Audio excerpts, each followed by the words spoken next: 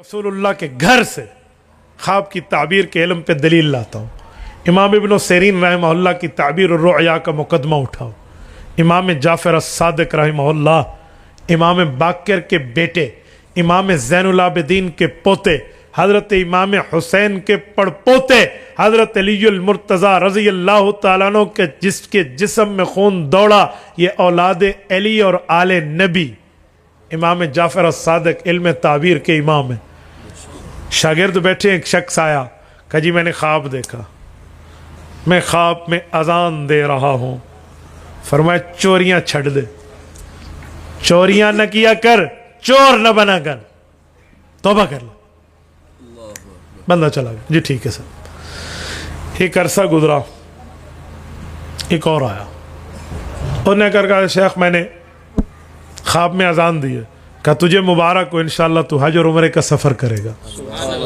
وہ چلا گیا، شاگرد آ گئے، انہوں نے کہا استاذ جی، استاذ من اے مسئلہ کیے، کہا کیا ہوا؟ کہا یہی خواب اس نے دیکھا تھا اور آپ نے فرمایا چوریاں نہ کیا کر، چور ہے تو، اور یہی خواب اس نے دیکھا ہے، اسے حج کی خوشخبری دے دی۔ کیا مطلب؟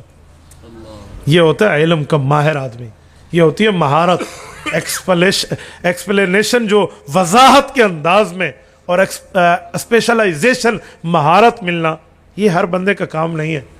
اب یہ آل علی ہے اور اولاد نبی ہے، یہ خواب کی تعبیر دیتے ہوئے ایک علوم کے علم سے پردہ ہٹاتے ہیں اور فرماتے ہیں اوے بندے، قرآن کریم میں دو اذانوں کا ذکر موجود ہے، ایک نیکوکار اور ایک بدکار۔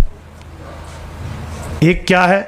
اذن مؤذن ایتھا العیر انکم لسارقون، سورۃ یوسف۔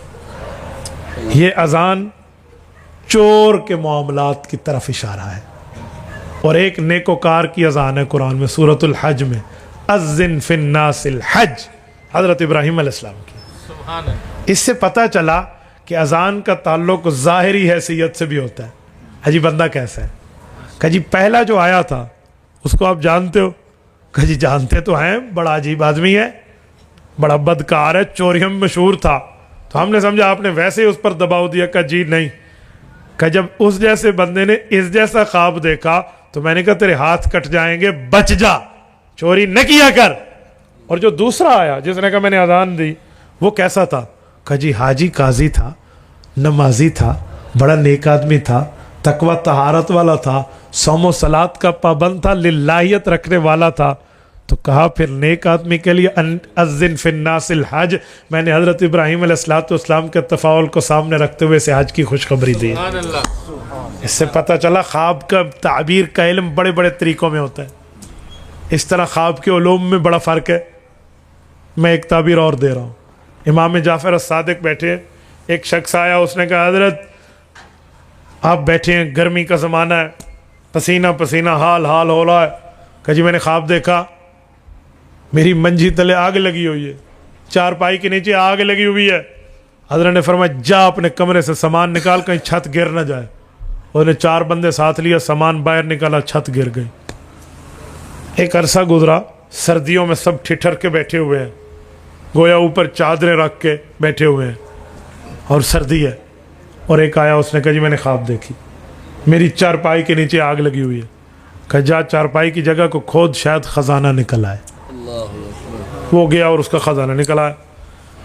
شاگردوں نے پوچھا استاذ من اس کی وضاحت؟ فرمایا خواب میں موسم کو بڑا متعلق اور دخل ہوتا ہے۔ گرمی میں چارپائی کے نیچے آگ یہ نقصان ہے، اور سردی میں چارپائی کے ساتھ آگ یہ فائدہ ہے، اس لیے اس کی چھت گری تھی، اسے خزانہ ملا ہے۔ تو بھئی خواب کی تعبیر کا علم تو تعبیر کے معاملات ہیں۔ انجینئر صاحب نے بیٹھ کے نہ کر کے پھکیاں دینی ہیں، اسے کیا پتہ علم تعبیر کسے کہتے ہیں؟ تیری غلطی، تیری سلیکشن رانگ ہے، تیرا انتخاب غلط ہے، تو کہاں جا کر پھنس گیا؟ بھئی یوں نہیں ہے، وہ جیسے ہمارے وہ سناتے رہتے نا، کتنے مہر علی کتنے تیری صلاح، ٹھیک ہے؟ ایک گستاخ اکھیاں جتنے لڑے کھڑوتے رہے نا، انہوں تو پوچھو تو کتنے پہنچ گئے ہو؟ آپ نے علم لینا ہے تو علماء کے پاس آئیے، اہل علم کے پاس آئیے، اہل تقوی کے پاس آئیے، اہل اللہ کے پاس آئیے، اہل التقوی و اہل المغفرہ کے پاس آئیے، پھر آ کر آپ کو آپ کے علوم سمجھاتے ہوئے